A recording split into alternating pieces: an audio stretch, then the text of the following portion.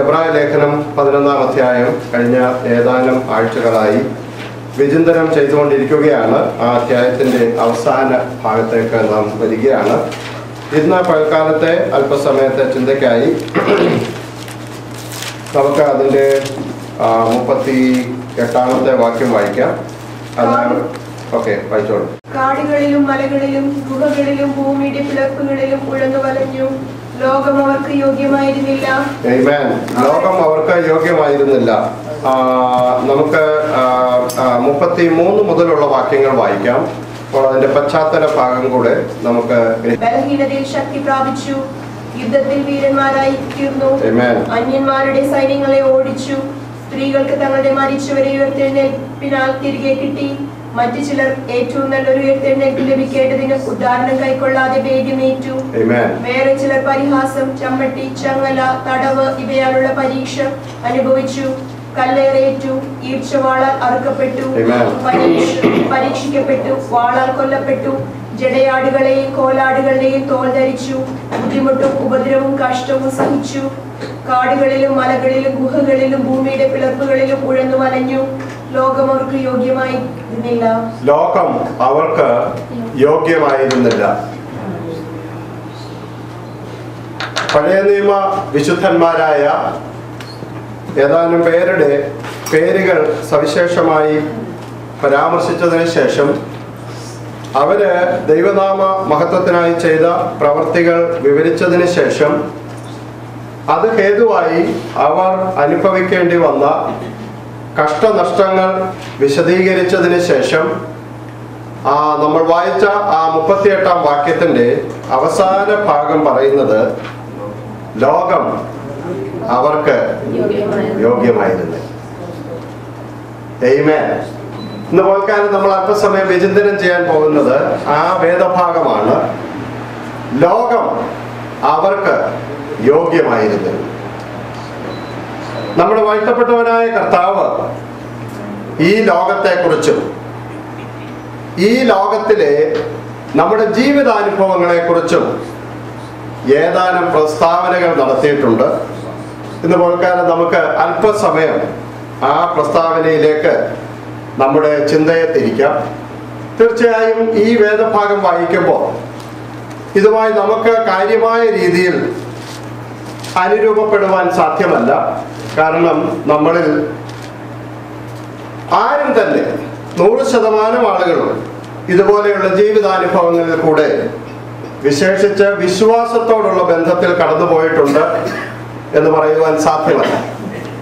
ഈ പറയപ്പെട്ട ഏതെങ്കിലും ഒരു കാര്യമെങ്കിലും ദൈവനാമ മഹത്വത്തിനായി നമ്മൾ ആരെങ്കിലും അനുഭവിച്ചിട്ടുണ്ട് എന്ന് നമുക്ക് അവകാശപ്പെടുവാൻ സാധ്യമല്ല.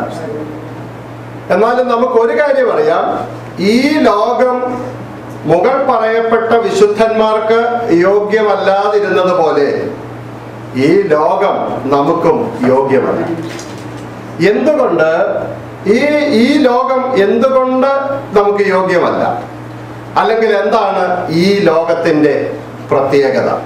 നമ്മുടെ വാഴ്ത്തപ്പെട്ടവനായ കർത്താവ് അതിനെക്കുറിച്ച് എന്ത് പറഞ്ഞു? 1-2 കാര്യങ്ങൾ നമുക്ക് ചിന്തിക്കാം. മത്തായി എഴുതിയ സുവിശേഷം 13-ാം അധ്യായം അതിന്റെ 22-ാം വാക്യത്തിലേക്ക് നമുക്ക് തിരിയാം. മത്തായി എഴുതിയ സുവിശേഷം 13-ാം അധ്യായം വായിച്ചോ.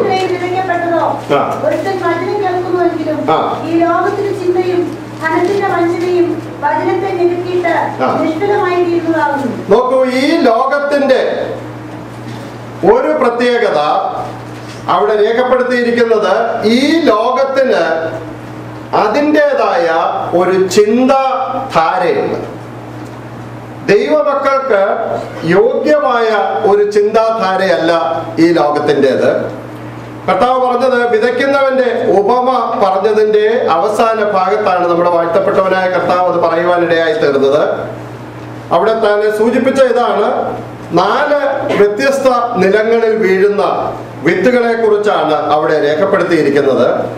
ഈ പറഞ്ഞിരിക്കുന്നത് ലോകത്തിന്റെ ചിന്ത ദൈവവചനത്തെ ഞെരുക്കി ഇല്ലാതാക്കുന്നു.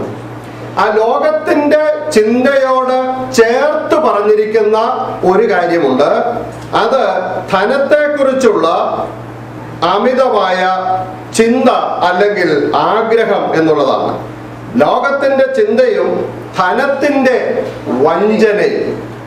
ഈ ലോകത്തിന് അതിൻ്റെതായ ഒരു പ്രത്യയ ശാസ്ത്രമുണ്ട്. എന്താണ് ഈ ലോകത്തിന്റെ പ്രത്യയ ശാസ്ത്രം?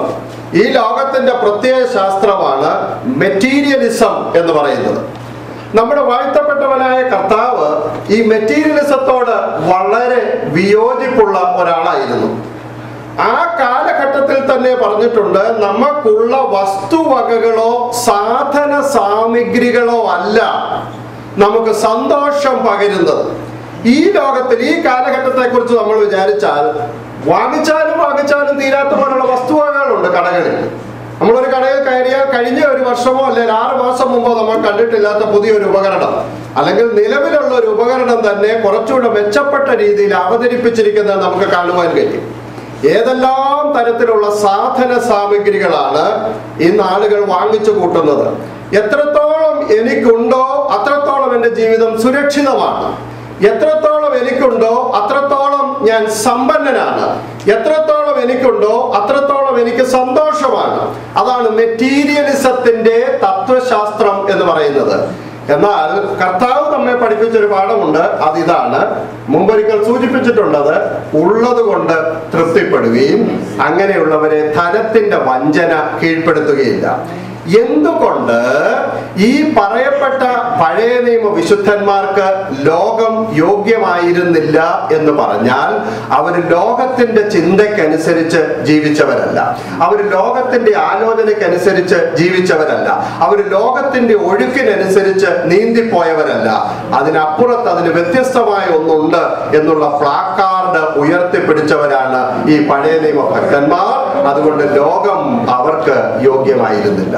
വായിക്കൂ കൊലോസ്യ ലേഖനം 3-ാം അധ്യായം അതിന്റെ 2-ാം വാക്യം വായിക്കുമ്പോൾ, ഈ ലോകത്തിന്റെ ചിന്തയിൽ നിന്ന് വ്യത്യസ്തമായ ഒരു ചിന്തയുണ്ട് എന്ന് നമുക്ക് മനസ്സിലാക്കുവാനായിട്ട് കഴിയും. കൊലോസ്യർ 3:2. ഭൂമിയിലുള്ളതല്ല ഉയരത്തിലുള്ളത് തന്നെ ചിന്തിപ്പി. അപ്പൊ ഈ ഭൂമിയുടേതായ ഒരു ചിന്തയുണ്ട്. എന്താ കാര്യം? നമ്മളാരാ?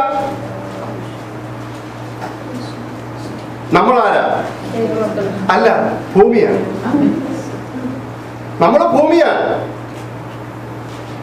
നാട്ടിലുള്ളവർക്കൊക്കെ അറിയാം, ഇവിടെ നാട്ടിൽ നിന്ന് വന്നിട്ടുള്ളവർക്കും അറിയാൻ കഴിയും. നായന്മാരല്ല, ഹൈന്ദവരൊക്കെ മരിച്ചു കഴിഞ്ഞാൽ അവരെ ദഹിപ്പിക്കുക. ആ മണം ആസ്വദിച്ചിട്ടുള്ള എത്ര പേരുണ്ട്? ഇന്ന് രാവിലെ ഇവിടെ വന്നപ്പോ നല്ല മണമായിരുന്നു. അറിയാം, സംഭവം അറിയാം അല്ലേ? ഇഷ്ടിക കത്തിക്കുമ്പോഴത്തെ മണം ഏതെങ്കിലും തരത്തിൽ ആസ്വദിച്ചിട്ടുള്ളവരാരുണ്ട്? ഇത് തമ്മിൽ ഒരു വ്യത്യാസമില്ല. ഒരു മനുഷ്യനെ കത്തിച്ചാലും ഇഷ്ടിക ചുടാൻ വേണ്ടി കത്തിച്ചാലും ഒരേ മണമാണ് വരുന്നത്. എന്താ കാര്യം എന്നറിയാമോ? രണ്ടും മണ്ണാണ്. ഓർക്കുക, നമ്മളും ഈ മണ്ണാണ്. അതുകൊണ്ട് ഈ മണ്ണിന്റെ ചിന്ത, ഈ മണ്ണ് നമ്മളെ താഴോട്ട് ആകർഷിക്കും. ഈ മണ്ണിന്റെ വികാരങ്ങൾ നമ്മെ താഴോട്ട് ആകർഷിക്കും. ഈ മണ്ണിന്റെ വിചാരങ്ങൾ നമ്മെ താഴോട്ട് ആകർഷിച്ചുകൊണ്ടിരിക്കും. ദൈവ പൈതലിന്റെ പ്രത്യേകത, അവൻ ഭൂമിയെക്കുറിച്ചും ധനത്തെക്കുറിച്ചും ചിന്തിച്ച് വ്യാകുലപ്പെടുന്നവനല്ല, ഭൂമിയിലുള്ളതല്ല ഉയരത്തിലുള്ളത് തന്നെ ചിന്തിച്ചു കൊള്ളുകയും. ലോകം അവർക്ക് യോഗ്യമായിരുന്നില്ല. എന്തുകൊണ്ട്? അവര് ഭൂമിക്ക് വേണ്ടി ചിന്തിക്കുന്നവരായിരുന്നില്ല, വരുവാനുള്ള ലോകത്തിനു വേണ്ടി ചിന്തിക്കുന്നവരായിരുന്നു. അതിന്റെ എബ്രായ ലേഖനത്തിലെ അതിന്റെ താഴത്തെ വാക്യം തന്നെ വളരെ വ്യക്തമായി അത് രേഖപ്പെടുത്തുന്നുണ്ട്. എന്തായിരുന്നു അവരുടെ ജീവിത തത്വശാസ്ത്രം? അവരെല്ലാവരും വിശ്വാസത്താൽ സാക്ഷ്യം പ്രാപിച്ചിട്ടും വാഗ്ദത്ത നിവർത്തി പ്രാപിച്ചില്ല. തങ്ങളുടെ മുമ്പിൽ ഒരു വാഗ്ദത്ത നിവർത്തി സ്ഥാപിതമാകുവാനുണ്ട് എന്നുള്ള ബോധ്യത്തോടുകൂടെ ഈ ഭൂമിയിൽ തങ്ങൾ അന്യരും പരദേശികളും എന്ന് ഏറ്റു പറഞ്ഞുകൊണ്ട് ജീവിച്ചവരായതുകൊണ്ട് എന്ത് സംഭവിച്ചു? ലോകം അവർക്ക് യോഗ്യമായിരുന്നില്ല.